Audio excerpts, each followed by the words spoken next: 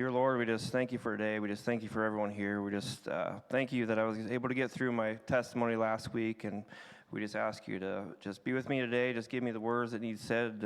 Everyone, it would just touch one person and just be with them and just guide us all in our lives. And you can see your perseverance through my life here and the faith that we can have and to move mountains. And we just ask you to be with me. Just bless me and just let us have a good time here. In your name I pray, amen.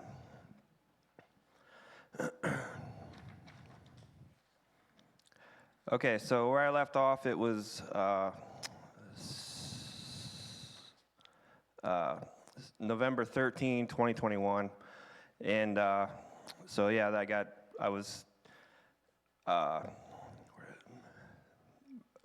shipped off in an ambulance down to Dublin is where we went for like a short-term rehab where they just do a few days to a week, but then you can go there longer if you decide to stay down there. And so yeah, this place, they literally study you when you get there. They know pretty everything. It's crazy how much they study you down there. Everything from your body to everything. So I got down there, I was just in a hospital gown, didn't have any clothes. You're not allowed to take anything in. It's kind of a locked facility. There's different divisions for different types of people. It's very big. It's a big place. So when I first got there, they have a doctor look you over, examine you, ask you about medicines, go through all that. Well, I wasn't on any medicine or anything, and she asked if I would take some medicine that would help me get over my drinking, and I was like, well, like, do I have to get off of this medicine later? I don't know what popped in mind. I was like, do I have to get off this medicine later when I get out of rehab? Or she's like, yeah, you'd have to wean yourself back off. It's like called Suboxone or something like that. It keeps your nerves and everything from going crazy. And at that point, I decided I didn't want to take it. I was like, I don't want to take it. And she was like, okay, you don't have to take it. So I didn't take it. And got that all done and get into this big open room. There's probably 50 people in this room, two sides, men, women, everything. Then I get a call I called Ann maybe or not, but Ann somehow brought clothes down to me, and she brought my clothes, Bible, and that was basically it. You weren't allowed to bring much of anything in. They go through all that.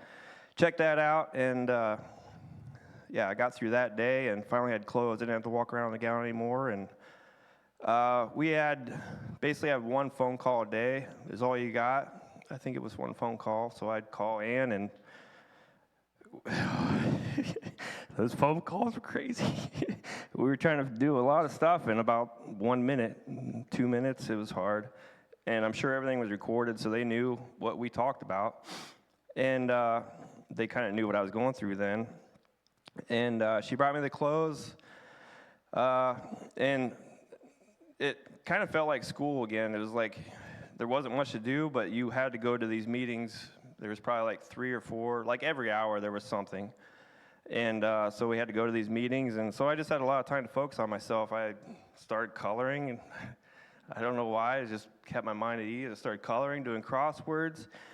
And I didn't know how much I needed that, just to let my brain just relax and to think about what happened and what I've been. And I just figured I was messed up. I was just lying, stealing, anything, able to drink, anything. And then, long or short, Ann calls one day and says, we got to figure out like a long-term rehab type thing. So I wasn't convinced. I was like, I'm not an alcoholic. I don't need to do this. I'm not going long-term rehab. And she finally convinced me yes, and family was all for it. They wanted me to go somewhere, and at that point, there was a lot of debate. Do we go to a Christian rehab? Do we go to a different rehab, a smaller rehab? It was just a lot up in the air. And so I don't think we decided anything that first time. We thought about it, and then finally I decided I need it.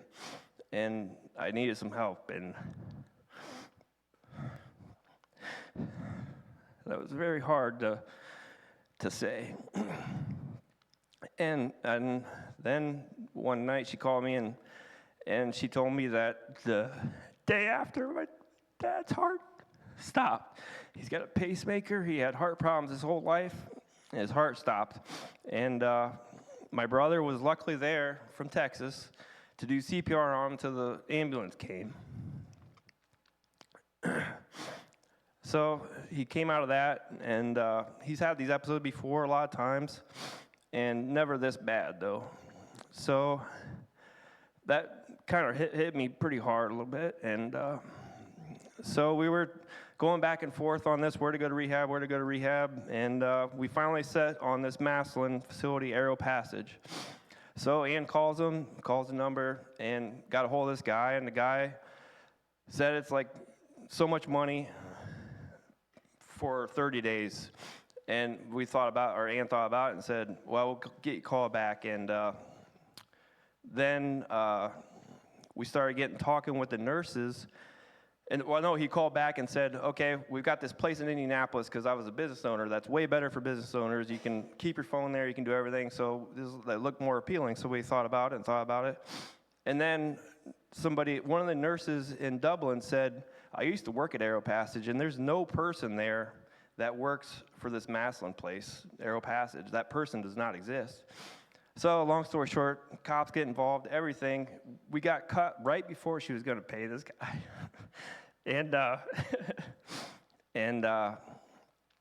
Yeah. So then that brought up a whole big thing. Like, I was supposed to go to this place the next day, basically. And so that was setting us back. And then we finally got a hold of the right place. And, yeah, ended up deciding to go to Maslin at Aero Passage. So Ann comes down, and she drove down to Dublin, picked me up, basically had to go straight to Aero Passage, couldn't go anywhere else.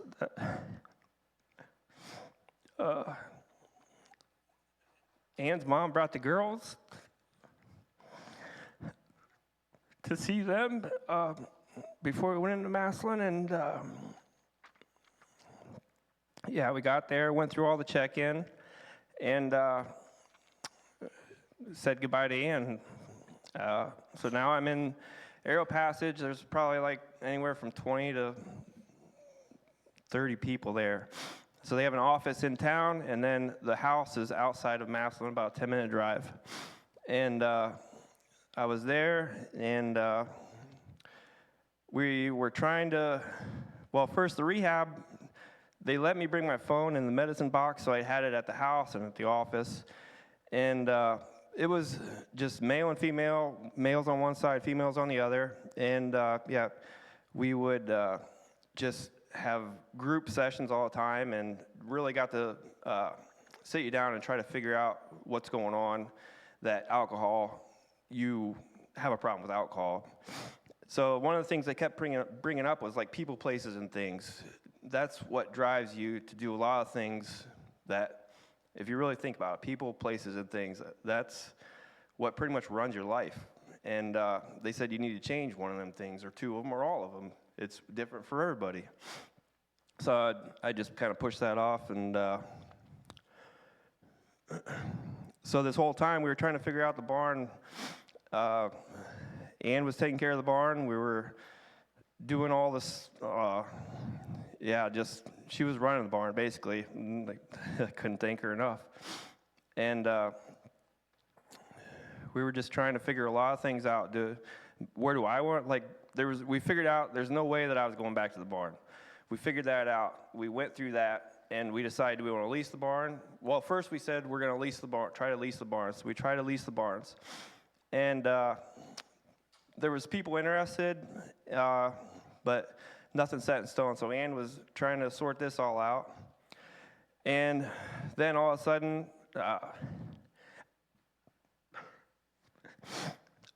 there was like a little meeting between the people who run the houses that are just like me. There's one male, one female on each one that kind of run the house, and then you have like the higher ups, the counselors and stuff. But that never.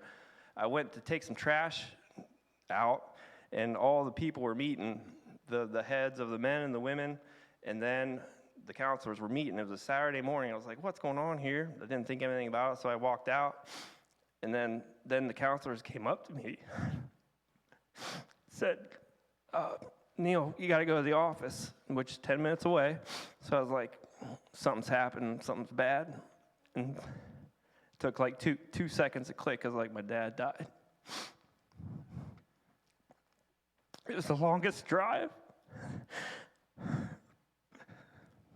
Pull up in their car and see Ann and my two brothers standing there. And I knew it happened. And what I didn't know is they were afraid I was going to leave, not stay for rehab, not go through the whole thing, just leave. So we talked to them for a couple hours at least, and then I went back to rehab, went back to the thing, and they told everybody at the rehab house, and people actually wrote me cards, and somebody actually had cards, and I don't know how they did, but they wrote me a card.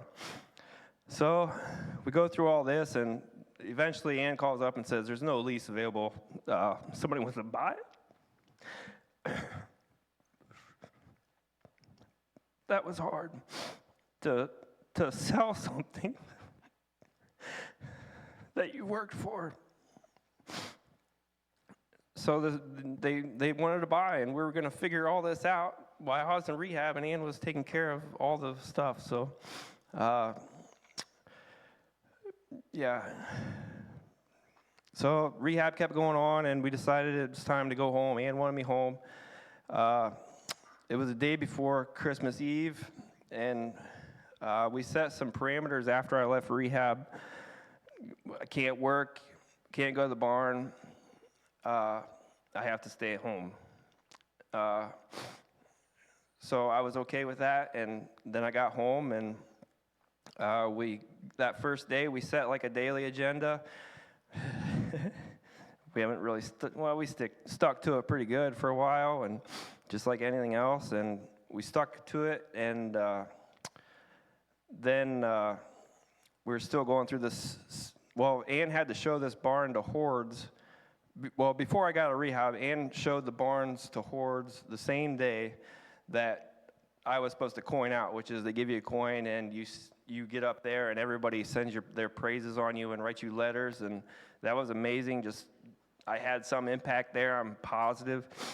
And so I got the coin out, went home, and kind of said if I stay sober for so long, I'm going to buy a motorcycle. So we stopped at J&J Motors in Massillon to look on the way home, just for something to do, I guess. But okay, so there was one Sunday, like an auger broke, and Ann's like, we got to go fix this auger. It was a Sunday morning, and Ann's like, okay, I'm going, we're not going to church, and I'll walk down there with you. So she didn't trust me, and there's no reason that she should have trusted me at all. Like the way I was, no reason to trust me. So we fixed the auger, and then the lease, or the hordes decided they wanted to buy it. It was a lot of money, and it basically would have made us instant millionaires, like that next week we would have been millionaires. But they said, we can't find a manager, you have to be the manager of it. They wanted me in the whole deal.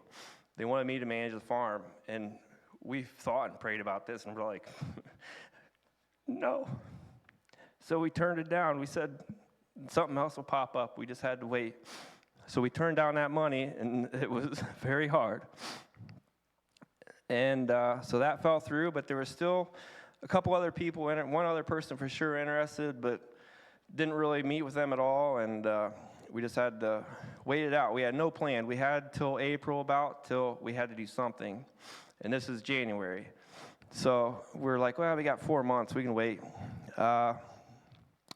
And then I got bored. I got tired of staying home. I was doing the laundry, doing everything, and I think Ann actually said, okay, try to find a job. Maybe, I can't remember how it was, and then all of a sudden, it was one night late at like 8:30 or so, like Kurt Steiner called me, and Kurt Steiner had somebody telling him for like three or 4 weeks, he's like, you need to call Neil. You need to call Neil. little I know, Kurt was going through a lot of stuff too. He had a brother pass away.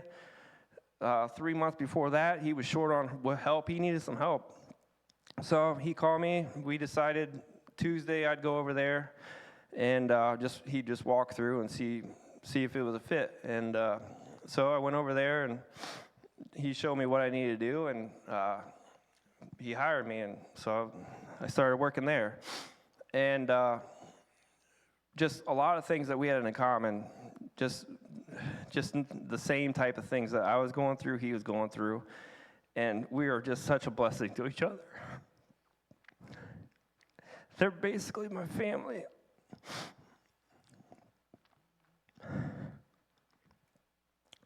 So the whole time here at Christ Church, we were going through a Sunday school with Rob.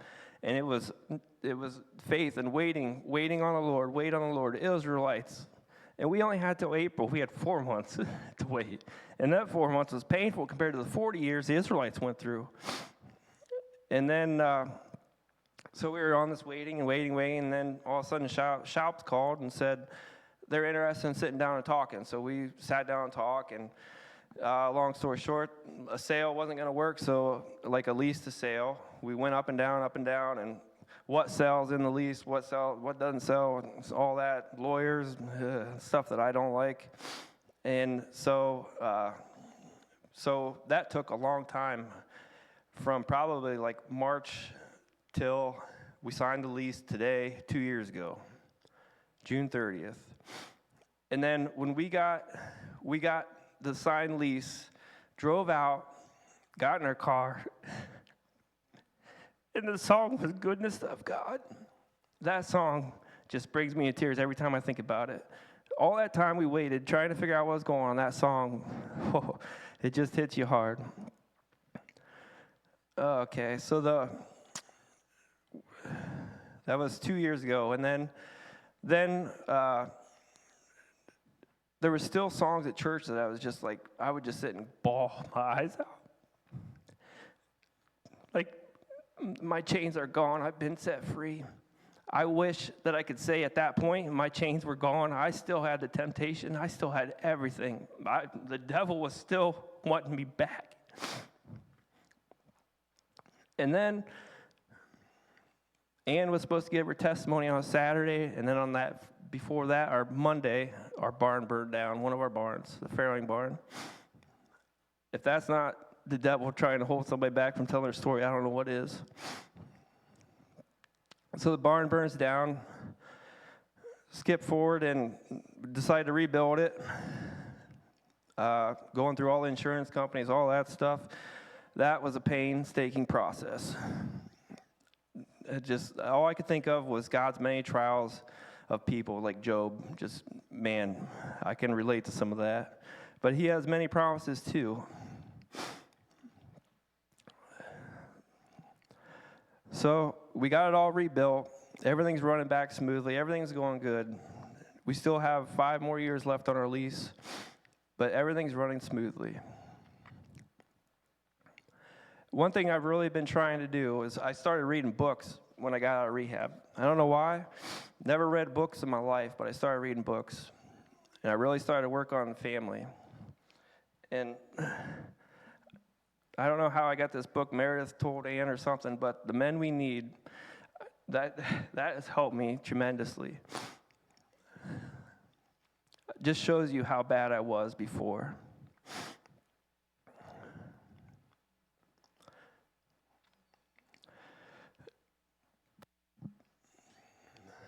I had a really hard time with forgiveness.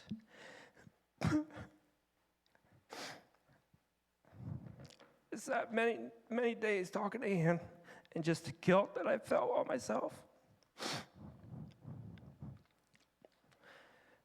And then just a few months ago, I read this. The demand, it's from like Power of Pain, I think, but the demand that God should forgive such a man while he remains what he is based on a confession between condoning and forgiving. To condone an evil is simply to ignore it, to treat it as if it were good, but forgiveness needs to be accepted as well as offered if it is to be complete. And a man who admits no guilt can accept no forgiveness. I think that's really helped me out. I've really tried to change. I'm not perfect, but I've been honest. And that was one of my hardest things, was honesty. And honesty is everything. So one Sunday in church, I don't know why I did this, but we were singing the song, I like songs, and it was Open the Eyes of My Heart, Lord. And for some reason, I just decided to write it down. I wrote it down, and then I got home and I think I told Ann, or she asked me what I wrote down, and I wrote it down. I was like, open the eyes of my heart, Lord. I want to see you. And I meant that as I wanted to see my dad one more time. I forgot all about that. So he did end up dying December 11th. I don't think it was. He ended up dying December 11th, and he was cremated. So the last time I saw him was the day that I tried to kill myself. And I just wanted to see him one more time. And that night I went to sleep, and I had a dream. And it was at some place, never been to before. It was Ann and I, and one of us was given a story or testimony, and all different types of people, Christian, non-Christian, everybody, Mennonites, non-Mennonites, apostolics, some we knew, all religions. And when it was done, my dad walks in, and I walk up to him, and I just kneel down in front of him. I say, Dad, how are you here? And I was just sobbing. And I said, and then I hear a voice, and it was an angel, and the angel said, your dad had surgery. And I was like, what? He's dead. And the angel said, your dad got a new heart. I said, he's alive? I wasn't sure what to think, as she was just a regular person.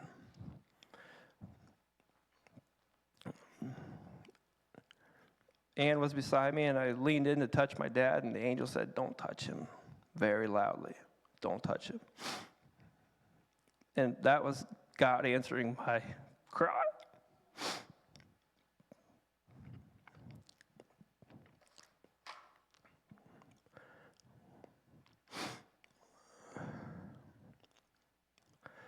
So the song that the Holy Spirit just definitely moves me through the songs. And one song I always think of is, what's done in the dark will be brought to the light. And I know I did a lot of bad stuff in the dark.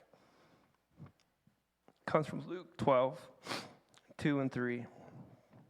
There is nothing concealed that will not be disclosed, or hidden that will not be made known. What you have said in the dark will be heard in the daylight, and what you have whispered in the ear in the inner rooms will be proclaimed from the roofs.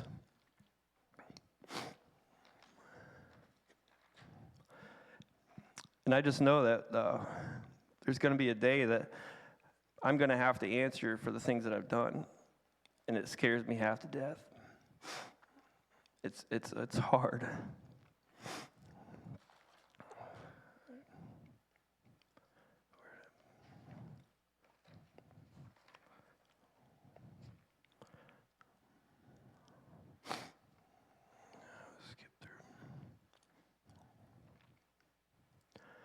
Matthew 7, 21 and 23.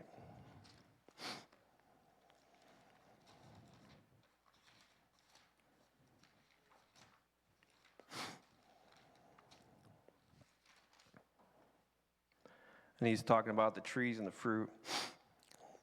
And he says, not everyone who says to me, Lord, Lord, will enter the kingdom of heaven, but only he who does the will of my Father who is in heaven. Many will say to me on that day, Lord, Lord, did we not prophesy in your name, and in your name drive out demons and perform many miracles? Then I will tell them plainly, I never knew you. Away from me, you evildoers. And that's very, very hard for me. It's like, I don't think God ever wants us to be content with anything. He wants you always to move, to strive.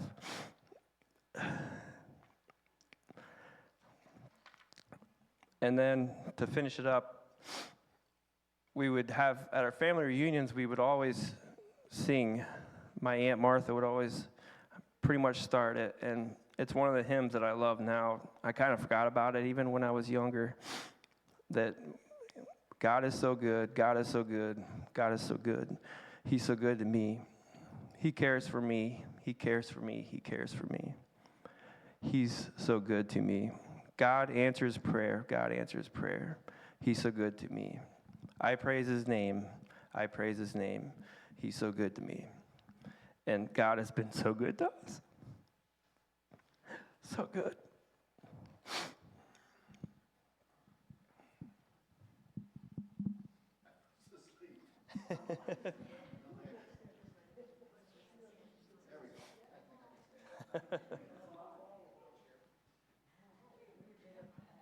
What's that? I probably missed some parts. I'm sure I've skipped the whole thing, like a whole page, I think.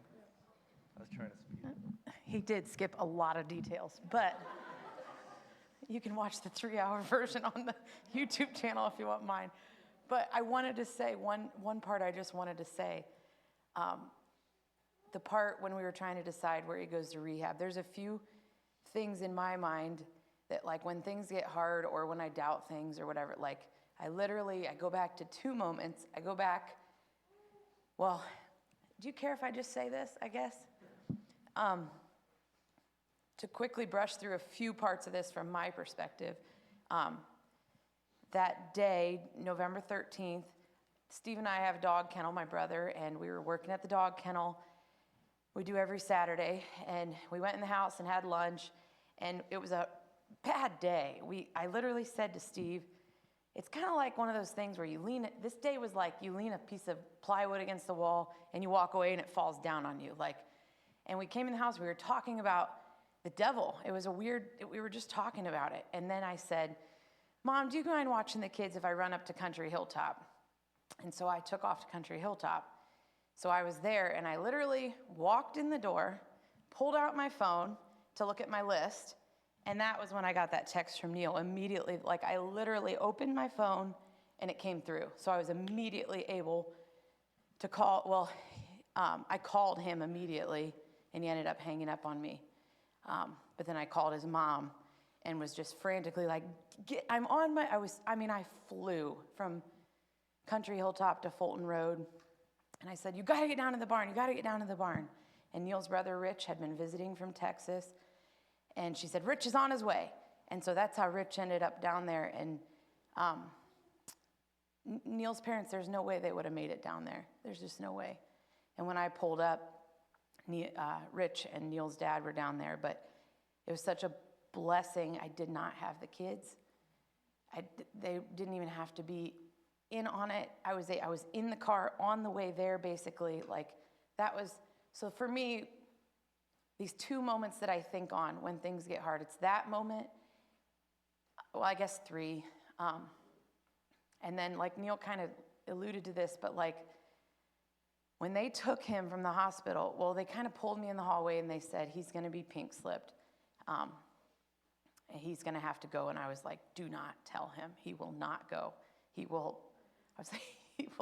get violent. And I was really worried. And they said, okay. And I said, do not tell him how much it costs, because I had to come up with $4,500 right there. And I said, don't tell him. Just don't even say that. And she said, okay. And anyways, it all happened really fast. But when Neil started telling me all the stuff I had to do on the farm in about a 5-minute span, I can't even tell you. Like, some of you are farmers and understand how much that is. I cannot even tell you how much it was that I didn't even know how to do. Like, he's like, you have to go home and preg check the sows. You know how to tell if a pig's pregnant? I don't know how. So me and our Hispanic employee were YouTubing together how to do this. And I can't even touch on all this stuff, but I think of these moments. And that night when I came home from the hospital, they just took him from me. No words, no explanation, no where he's going. I didn't even know where. They said, probably Columbus. They didn't tell me. And they said, yeah, just go home and he'll call eventually. That was how it was left after being up all night long. And he was in a suicide watch room, so there was nothing allowed in there. He wasn't allowed a pillow. He wasn't allowed anything. So I had to sit on a chair, a folding chair the whole night. Anyways, that wasn't what I was all going to say. But when I got home, I walked in the door, and I tripped over his Crocs. And normally, that's something I'm like, Neil, put your shoes away, and I stood there, and I just looked at those shoes, and I was like, this could be the last thing that I will ever see. It easily could have been the last thing I would ever see of Neil and I come home to his shoes, and I can put these shoes away because he's coming back. So I think of those moments, and then the reason I got up here was to tell the story of how he ended up at Maslin, because that was such a God thing for me. And I wasn't even going to talk, so I have to think a moment, but it was really chaotic. He was down in Dublin and Dublin Springs, and it was a short-term facility. He ended up there 4 days, I think. He had to be there 3. He was not planning on staying. And we were all at home going, how do we get him to stay? What do we do when he comes home? What do you do? Now, after 3 days, that does nothing. And so on the 3rd day, he said, I think I need to stay 1 more day. And we were like, yeah, stay another day. And so then he called the next day. I think I'm okay with going somewhere for a few weeks. And as we called around, they were like, these things aren't just a few weeks. Like, you might find a 30-day one, but a lot of times these are long-term things. So we kept calling around. There was a lot of, everybody cares for Neil, and you know how that goes. There's a lot of opinions. And so there's a lot of family arguments and disagreements, and all that to be said, it kind of ended up just me making this decision because there were so many other voices. And so me and Neil's counselor at Dublin, Josh, had a lot of phone calls, and he said, I think this place in Maslin is a good fit. They have an opening right now. And I said, okay, let's do it. And it was $18,500. It wasn't like, here's a couple, like I had to get all my credit cards out, and he said, okay, I can't think of the guy's name, Jason. This Jason from Aero Passage is going to call you and work out details, tell you what to do, what to pack, all this stuff. Tomorrow at 10 a.m., bring the clothes down to Dublin, and you can drive home, meet your kids, and then take Neil. I said, okay. So I get the call the next morning from Jason from Aero Passage, and we're talking, and he says, okay, now, Neil's not going to be allowed to have his phone, so you're going to have to take it. And I said, well, I have to be able to talk to him. Like, we're running a farm. I have to be able to call him sometimes. And he said, well, hang on. I have an idea. Let me talk to my superior and get back to you. And he called me back, and he said, okay, now hear me out. This is a little different, but I think your situation calls for this. There's a facility in Indianapolis that is basically catered to CEOs and business owners, and I think that would be a good fit. They work with you there so that people can continue running their businesses. And I was like, wow, that does sound good, but it's 4 hours away, and I don't really know that I want to do that. We've kind of already decided this. And I said, let me see what Neil said. And he said, well, why don't we get payment settled out so that we don't have to worry about that, because either way. And I said, okay, I'm ready. I got my credit cards. I had them in my hand. And I got a call from Dublin Springs. Now, I was not allowed to call Neil. It was only he called me. So when he called, it was like, gotta go. I'm answering this phone. And I said, oh, Neil's calling me right now. And he said, well, come on, I've got my thing up. And I said, no, I have to answer the phone. And that moment, Neil's counselor, Josh, answered. He said, are you talking to Jason? I said, yes. I was just about to pay him. He said, no, don't talk to Jason. Do not talk to Jason. We do not know who he is. Do not talk to him. And I was like, I was about to pay him. And I said, he was telling me about this place in Indianapolis. He said, I was just talking to one of my nurses, and we were lining up Neil's information for this transport. And she said, oh, I used to work at Aero Passage. They do not have an Indianapolis facility. And so anyways, while I was on the phone with Jason, Neil's counselor was having this conversation with this nurse, and he immediately called me literally moments before. And we had already been talking. Jason was like, well, I could meet you halfway, and then I can take Neil halfway, and you can take, and at that moment, Josh went, Josh, the counselor, said, I'm sorry, I gotta go. We gotta call the police. We gotta get this figured out.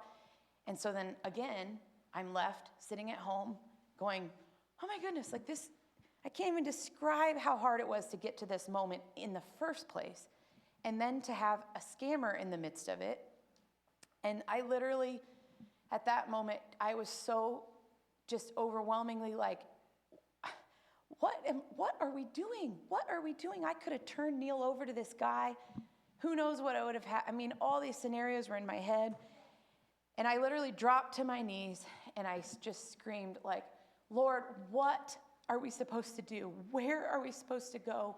I don't know what to do. This seemed like what we were supposed to do, and now the door's shut. What are we supposed to do?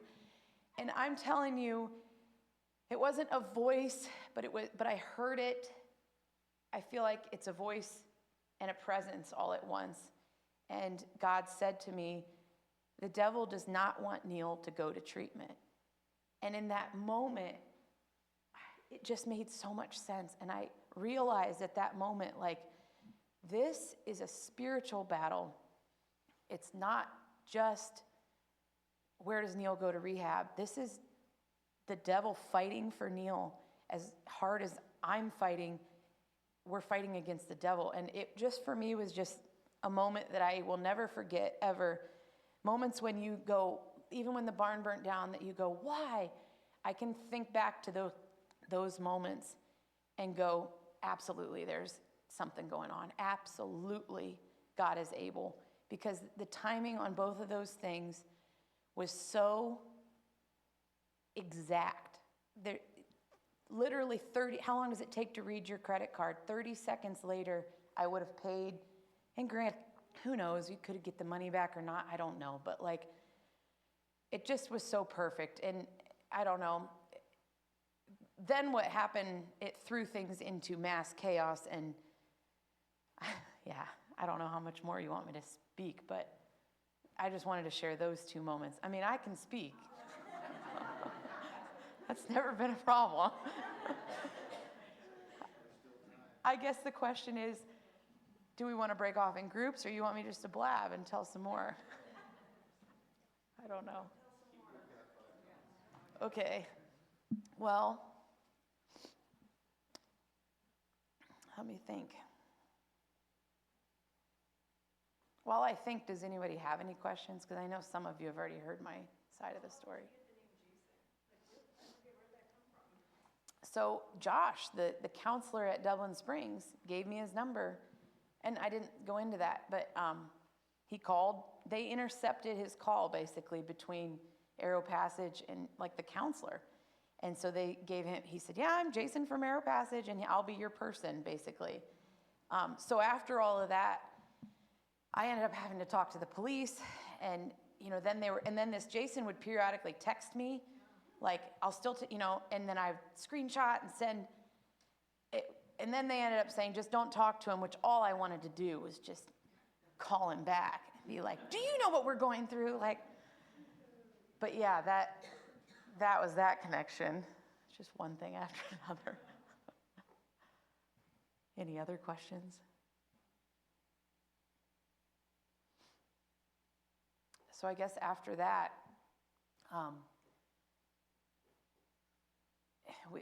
it was chaos ensued, and I had been supposed to go out to the farm, do my pig stuff out there, come in, pack Neil's stuff, go to Dublin, meet him, and then Mom was going to meet me on the route so the kids didn't have to go 2 hours there and then back to Maslin. Well, what ended up happening is Arrow Passage was like, we have an opening, but it's Thursday, and we close in, it was like 3 hours. And I was like, okay, I can make it happen, because I don't want Neil. He said I wanted him to come home. I did not want him to come home. I was terrified for him to come home. And so what ended up happening, I called Mom and I went, I am packing his bags. I need to come get the girls. He wants to see the girls. And she said, well, they're in the bathtub. And I said, well, get them out. So I literally packed his stuff in like a whirlwind, ran over to Mom's. The kids were soaking wet. I mean, their hair was, and I had grabbed their tablets, and she had packed like some goldfish. I mean, and they're 4 and 2 at this time. So not easy to go drive 3 hours. And so we drove down to Dublin. We got Neil. And that was so hard, that drive. I can't even tell you all the thoughts that, like, you just want to ignore everything and just say, just come home and he's okay. We'll just, 3 days did it, but not. And we had to drive directly to Arrow Passage. We weren't able to stop for lunch, what we kind of thought we could and all this. And there just wasn't much. You'd think there'd be a lot to say. There wasn't much to say. I don't think we talked very much. You were a ball of nerves. And I literally kept praying, just help him not fight me on this. I was convinced that he was going to be like, no, let's just go home. And I think I kept saying that, like, please just go. And so we got there, and they rushed us through check-in, and same thing yet again. It was like, okay, goodbye. And then me and the kids walk out to the car, and there was a lot of those moments that I feel like you walk out to the car and okay, and yeah. Oh, so yeah, he went off to Arrow Passage, and I think we had got 2 phone calls a day there, and if something happened, I could call him. And I got a huge kick out of him telling me, yeah, I'm coloring and there's an art thing. And I just laughed my head off, but I still laugh my head off. But so through all that, like, I could tell he had his head in the right place. But I was in literally the most chaotic and insane. You cannot even comprehend how much needed done every day. I have a dog kennel too, and I had like 22 puppies at that time. So I was doing the dog kennel, I was doing the farm. Mom kind of just had my kids a lot. And I had them sleep in bed with me every night Neil was gone. I don't know. It was just really hard coming home and being alone and he was there 40 days, which is really fast, actually. Trying to think what else all happened during that time. We got 2 family counseling sessions, and the big thing for me on the outside was because of all the pigs we had lost, our contractor no longer wanted to work with us. That's why we were on a time frame, like Neil said. So with pigs, and I'm probably going to botch this part of it up, with pigs, you have 4 groups, and they continuously are having babies. The day that these pigs are weaned, new moms come in, have babies, and it's just this endless cycle. So we had a whole group that was basically dwindling. And so that's where the time was just getting less and less and less. And everybody was telling me, and his counselor as well, was like, he cannot go back in that barn. That barn is a huge trigger for him. And that was the trouble. That was what we were trying to get Neil to realize. So we said, well, if we could just find a lease, then he wouldn't, that just gives us time. And that's where nobody was interested in leasing. That door just closed. And that was really, really a hard conversation. And that happened after Neil got home because we were still trying to lease. And the other hard thing is I was trying to keep a lot from Neil, a lot of stress. I wanted him just to work on him. So a lot of these things, it was just me trying to figure out and talking to people and showing people the barn that I kind of only half knew what was going on. And I had to make calls saying, hi, I'm Ann Ramseyer. Are you interested in buying our farm? And that's not me either. But Neil finally came to that realization too, that, yeah, I think maybe I'll get an outside job when I get out. And I was not prepared to talk, so I'm trying to just tell you what was happening. But what else, Neil? Well, there's time to fill. Okay, so I'll quickly say, so when Neil got home, this is what I want to say. The day that he was getting out, December 23rd, I was supposed to show the barn to this Pat Horde. That's who he was saying when he said Horde. He's a huge hog farmer, and he was interested in buying the barn, and I'd been talking to him. So that morning, I got up, showed him the barn. He was kind of acting like, I'm interested, and so then I said, okay, I gotta go pick up Neil. And so I got dressed and went into there, and they had this little ceremony for Neil, And I can't tell you how awkward it is for me, the wife, to walk into this whole group of people that he knows. And they all sat in a circle, and I sat up there by Neil, and they all went around and said, they're supposed to say like affirmations about Neil, and then he was supposed to say one back. Honestly, it was the most humbling thing I've ever experienced, how much they all adored Neil, and how many, especially of the women, that would say, I didn't know men like you existed in this world. Like, I didn't know that there was men that actually wanted to go home to their wives and wanted to be dads. And that for me was really like, there was one girl that was like, I love you, Neil. And I was like, okay. And she went, no, I love you. And then she was like, I'd come babysit your kids. And I'm like, I think maybe not. But like, I just, for me sitting there, it was really amazing. Neil had the easiest life, hands down, of most of these people. They had rough, hard lives. And Neil made a difference there. And it's just all part of this great God story that we had. And I guess that's probably what him and I really just wanted to share. And I feel like sometimes when you share these stories, you feel like you have to share every detail, because every detail was so orchestrated by God. And that's why probably we just go on and on and on. And now I feel like we're kind of in this place, well, everybody's kind of heard our story, but I just have it so in my heart, like, I want to proclaim this and sing this and praise it, because Neil's a new man, and he really is. He's a wonderful husband and a wonderful dad. And I'm just so thankful that God put us through all of it. I would do it again any day. So, there.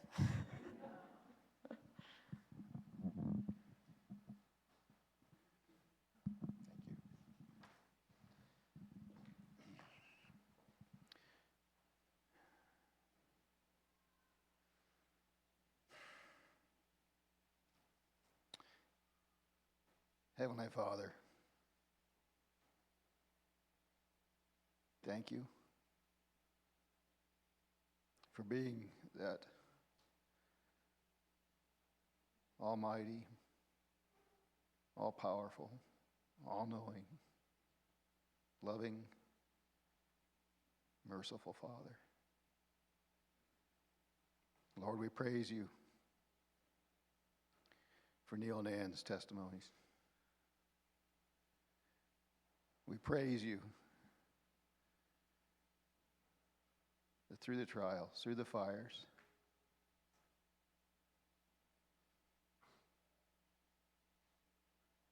you provide, you change us, and you bring joy. We've spoken so many times, maybe not always happiness, but joy. You bring life and promise. We praise you when you give courage to those who don't know if they can take another step, who don't know if they can stand in front of a crowd and speak of their weakness and proclaim your strength. We praise you that in this room, each and every one of us have a testimony. Each and every one of us are victims of ourselves, of sin, of Satan. And we have the promise that through your Son, Jesus Christ, we can be alive. And we just pray that we would proclaim that testimony of what you have done for us from the rooftops. Thank you, Father. We love each and every one in the way that we can, but we know that your love is so much more. We praise you in Jesus' name. Amen.